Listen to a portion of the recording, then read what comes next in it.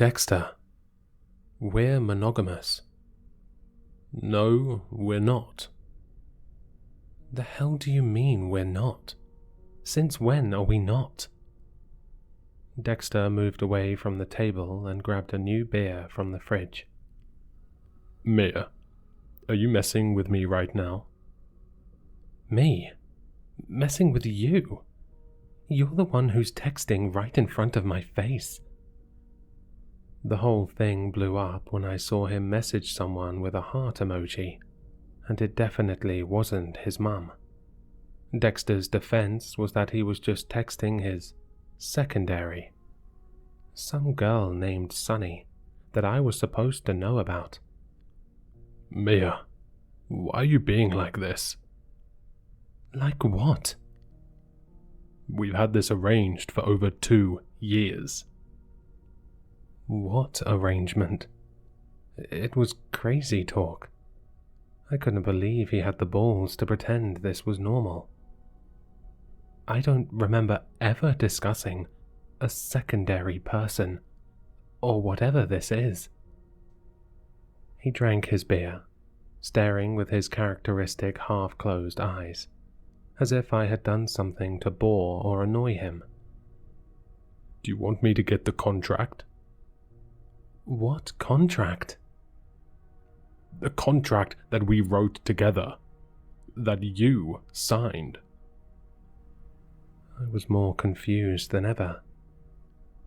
Sure, yes, bring out the contract. Wordlessly, he went into his room. I could hear him pull out drawers and shuffle through papers. I swirled my finger over the top of my wine glass, wondering if this was some stupid prank his friends egged him into doing. Any minute now he was going to come out with a bouquet and sheepishly yell, "April Fools." And then I was going to ream him out, because this whole gag had been unfunny and demeaning and stupid. But instead, he came out with a sheet of paper. It looked like a contract. It read, "Our polyamory relationship. Parties involved. Dexter, boyfriend. Mia, primary girlfriend. Sunny, secondary girlfriend." It had a date. Respect the hierarchy. Dexter and Mia are primary partners, meaning their relationship takes priority in major life decisions, living arrangements, rent, etc. Dexter and Sunny share a secondary relationship. They reserve the right to see each other as long as it does not conflict with the primary relationship. All parties recognize that this is an open, ethical, non-monogamous relationship with mutual respect. I couldn't believe my eyes when I saw my signature at the bottom. My circular L looked pretty much spot on, but I didn't remember signing this at all. Dexter. I struggled to find the right word. His face looked unamused, as if he was getting tired of my kidding around. Dexter, I'm sorry. I don't remember signing this.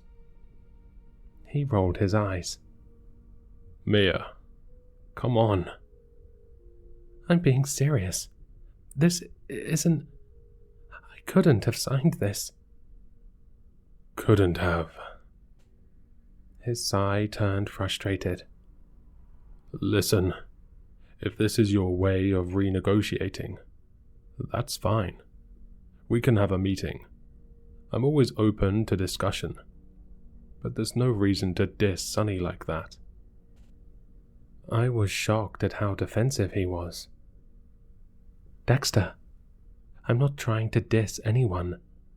I'm not lying. I swear on my mum's grave, my own grave. I do not remember Sunny at all. He looked at me with a frown and shook his head, more disappointed than anything. Listen, We can have a meeting tomorrow. Just stop pretending you don't know her. I didn't want to prod the bear, so I laid off him the rest of the evening. We finished our drinks, watched some TV, then we went to sleep. The following morning, Dexter dropped our weekend plans and made a reservation at a local sushi restaurant. Sunny was going to meet us there at noon for a renegotiation. I didn't know what to think. Over breakfast, I made a few delicate inquiries over Sunny, but Dexter was still quite offended. Apparently, this had been something all three of us had wanted. All three of us. I found it hard to believe, but did not push it any further. Instead, I scrounged through the photos on my phone where I immediately noticed something was wrong. There was a new woman in all of them. It was hard to explain. It's like someone had individually doctored all of my old photos to suddenly fit an extra person into each one. It was unsettling to say the least. Dexter and I had this one iconic photo from our visit to the epic suspension bridge, where we were holding a small kiss at the end of the bridge. We occupied most of the frame. Except now, when I looked at the photo, somehow, there was this shadowy, taller woman behind both of us. She had her hands across both of our waists and was blowing a kiss towards the camera. Who the hell? She was in nearly every photo. Evenings out at restaurants, family gatherings, board game nights, weddings, even in photos from our vacations. Milan, Rome. She even fucking joined us inside the Sistine Chapel. The strangest part was her look. I'm not going to beat around the bush. This was some kind of photoshopped model, like a Kylie Jenner, Kardashian type. It felt like some influencer turned actress, turned philanthropist, just so happened to bump into two bland Canadians.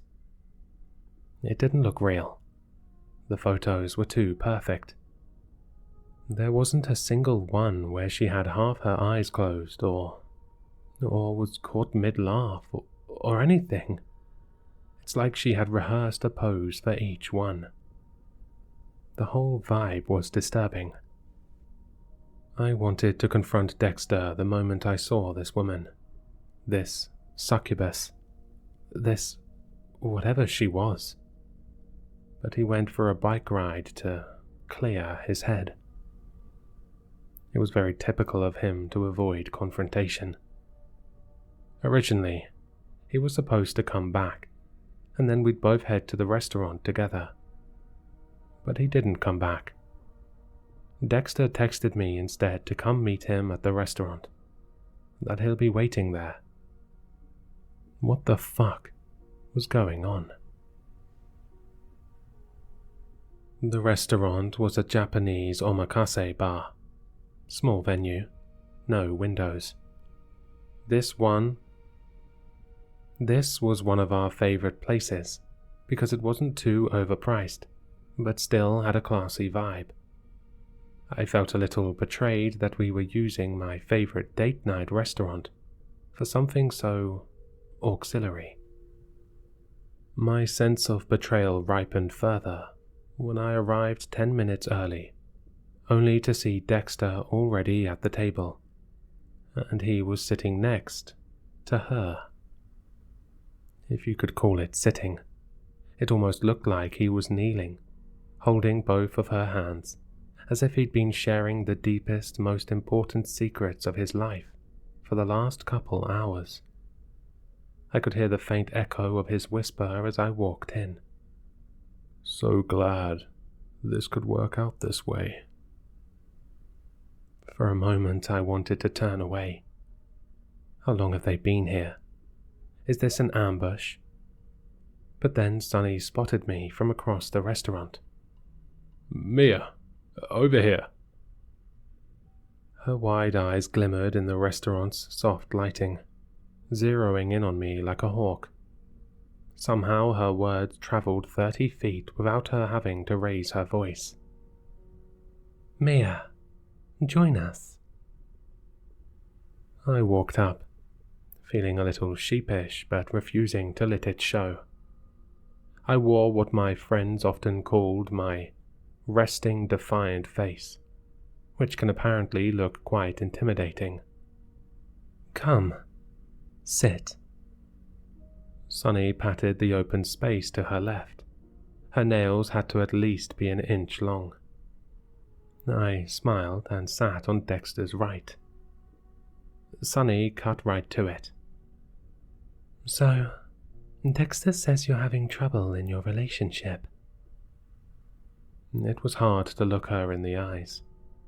Staring at her seemed strangely entrancing.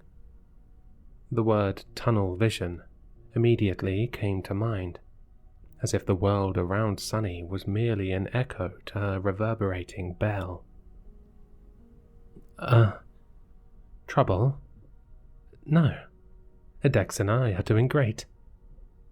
I turned to face Dexter, who looked indifferent as usual. I wouldn't say there's any trouble. I meant in your relationship to our agreement. Sunny's smoky voice lingered on each word. Dexter says you're trying to back out of it. I poured myself a cup of the green tea to busy myself, anything to avert her gaze. However, as soon as I brought the ceramic cup to my lips, I reconsidered. Am I even sure this drink is safe? I cleared my throat and did my best to find a safe viewing angle of Sunny. As long as I looked away between sentences, it seemed like the entrancing tunnel vision couldn't take hold. Listen, I'm just going to be honest.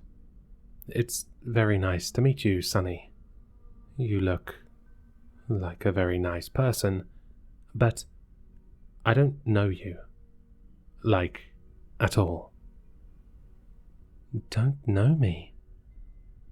When I glanced over, Sunny was suddenly backlit, like one of the restaurant lamps had lowered itself to make her hair look glowing. Of course you know me. We've known each other since high school. As soon as she said the words, I got a migraine.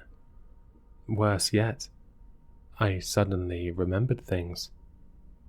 I suddenly remembered the time we were at our grade 11 theatre camp, where I had been paired up with Sunny for almost every assignment. We had laughed at each other in improv, and belted from our belts in singing. Our final mini-project was a duologue, and we were assigned Romeo and Juliet. I can still feel the warmness of her hand during the rehearsal, the small of her back, her young, gorgeous smile, which has only grown kinder with age. It was there, during our improvised dance scene between Romeo and Juliet, where I had my first urge to kiss her. And even after high school, Sunny continued, looking at me with her perfectly tweezed brows.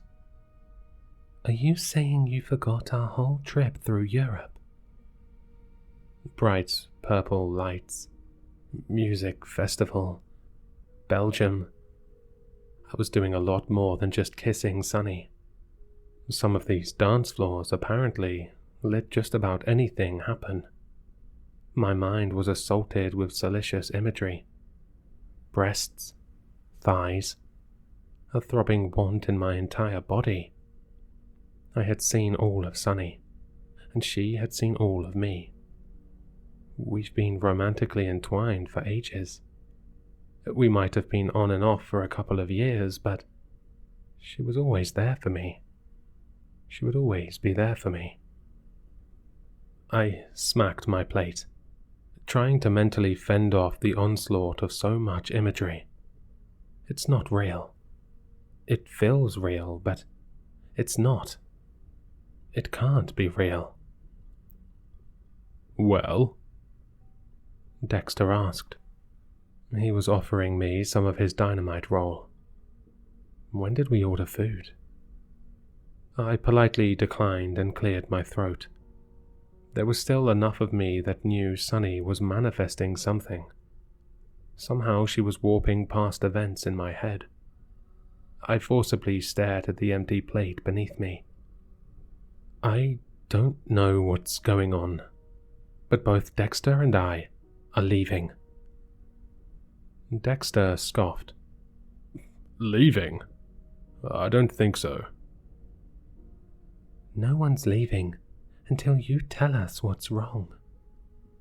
Sunny's smoky voice sounded more alluring the longer I wasn't looking. That's how our meetings are supposed to work, remember? I could tell she was trying to draw my gaze, but I wasn't having it. I slid off my seat in one quick movement. Dexter grabbed my wrist. Hey! I wrenched my hand. Let go! We struggled for a few seconds before Sunny stood up and assertively pronounced, Darlings, please. There is no need for this to be embarrassing. Dexter let go. I took this as an opening and backed away from the booth. And what a booth it was. The lighting was picture perfect. Sunny had the most artistically pleasing arrangement of sushi rolls I'd ever seen.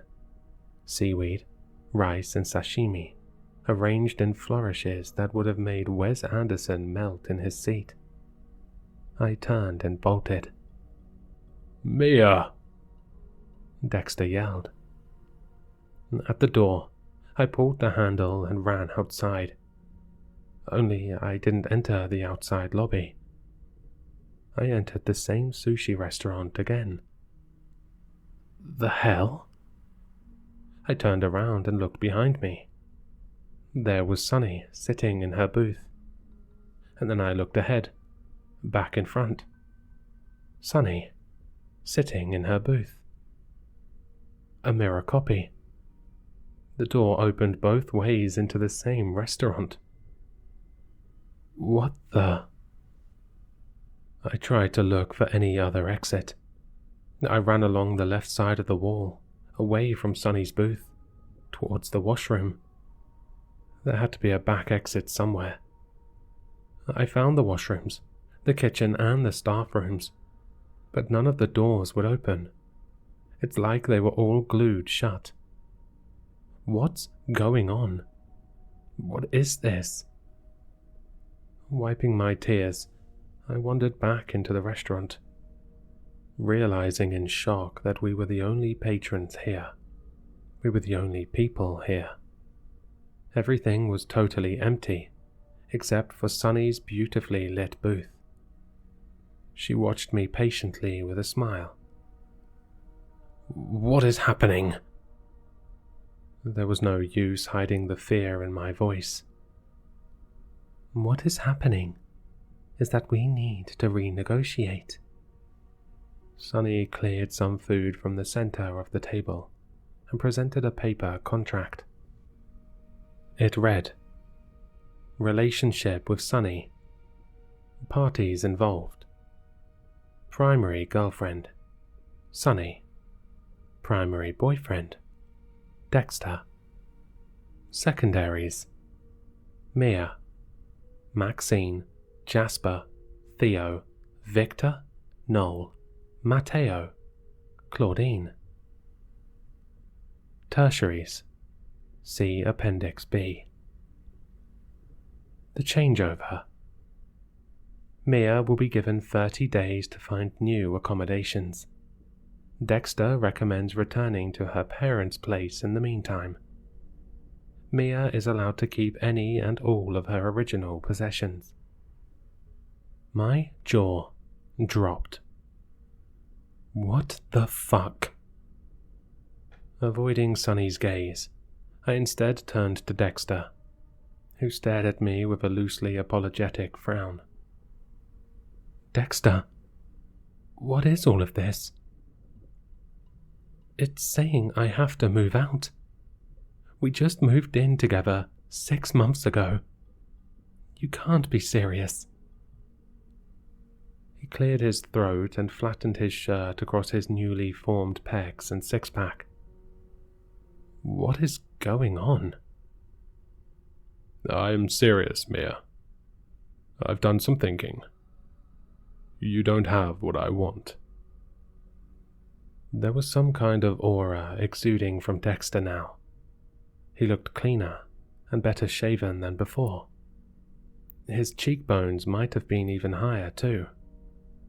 I don't know how much this had to do with Sonny's influence, but I tried to see past it. I spoke to him as the boyfriend I had dated for over 2 years. Dexter, listen to me. I'm telling it to you straight as it is. Something's fucked. Don't follow Sonny. I pointed at her without turning a glance. You were like ensorcelled or something. If you care at all about yourself, your well-being, your future, just leave. This is not worth it. This isn't even about me anymore. Your life is at risk here. Sonny laughed a rich, luxurious laugh, and then drank some elaborate cocktail in the corner of my eye. Well, I want to stay with her, and you need to sign to make that happen. His finger planted itself on the contract. Dexter, you can't stay. If you don't sign... Sonny's smoky voice travelled right up to both my ears, as if she was whispering into both at the same time. You can never leave. Suddenly, all the lamps in the restaurant went out. All the lamps except our booth. It's like we were featured in some commercial. Sonny stared at me with completely black eyes. No iris. Pure obsidian. Sign it. All around me was pitch darkness. Was I even in a restaurant anymore? A cold, stifling tightness caused my back to shiver. I signed on the dotted line. My circular L never looked better. Good. Sonny snatched the page away, vanishing it somewhere behind her back. She smiled and sipped from her drink. You know, Mia, I don't think Dexter has ever loved you to begin with. Let's be honest. Her all-black eyes found mine again. I was flooded with more memories. Dexter forgetting our anniversary. His inappropriate joke by my dad's hospital bed. The time he compared my cooking to a toddler's in front of my entire family. My headache started to throb. In response, I unzipped my purse and pulled out my pepper spray. I maced the fuck out of Sonny. The yellow spray shot right in her face. She screamed and turned away. Dexter grabbed my arm. I grabbed his in return. Now, Dexter, let's get out of here. Forget Sonny. Fuck the contract. But he wrestled my hand and pried the pepper spray from my fingers. His chiseled jawline abruptly disappeared. He looked upset.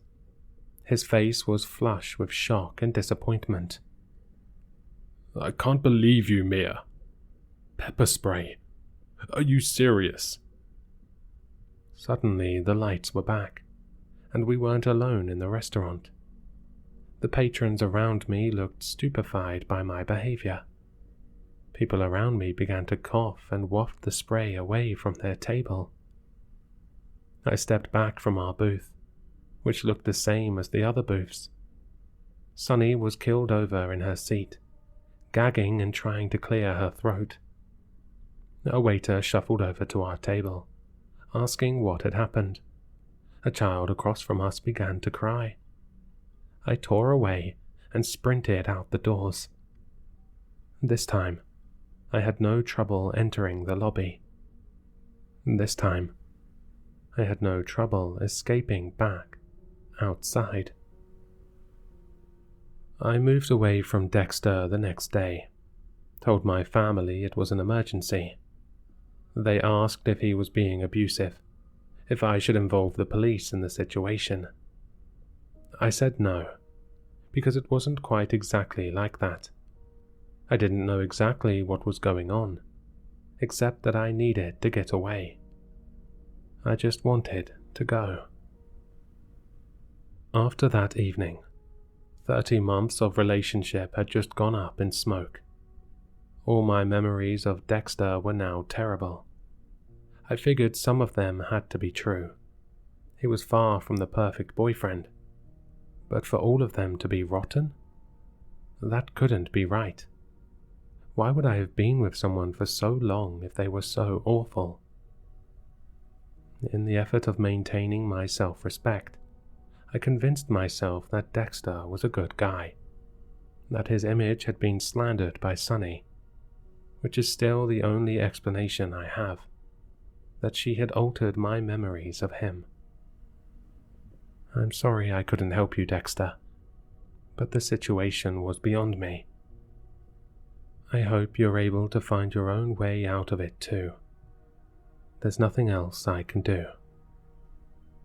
Although I've distanced myself away from Dexter and moved back in with my parents in a completely different part of the city, I still haven't been able to shake Sunny.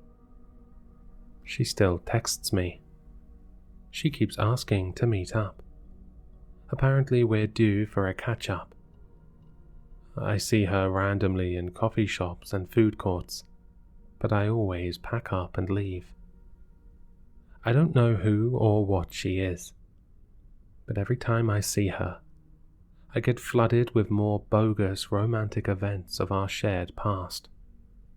Our trip to Nicaragua, our skiing staycation, our St. Patrick's Day at the beach. It's reached a point where I can tell the memories are fake by the sheer volume. There's no way I would have had the time, not to mention the money, to go to half these places I'm suddenly remembering. So I'm saving up to move away. Thanks to my family lineage, I have an Italian passport. I'm going to try and restart my life somewhere around Florence. But who knows? I might even move to Spain or France. I know it's a big sudden change, but after these last couple months, I really need a way to reclaim myself. I just want my own life, and my own inside my head back. I want to start making memories that I know are real. Places I've been to, people I've seen. I want memories that belong to no one else but me.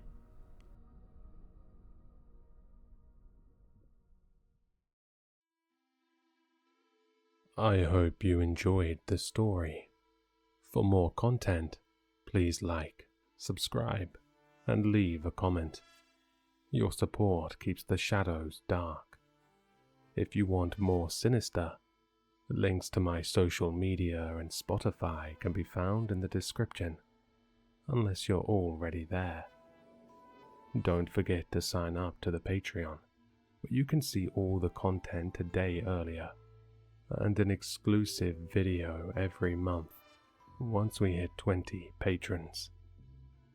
Until next time, keep your lights low, eyes open, and your doors locked.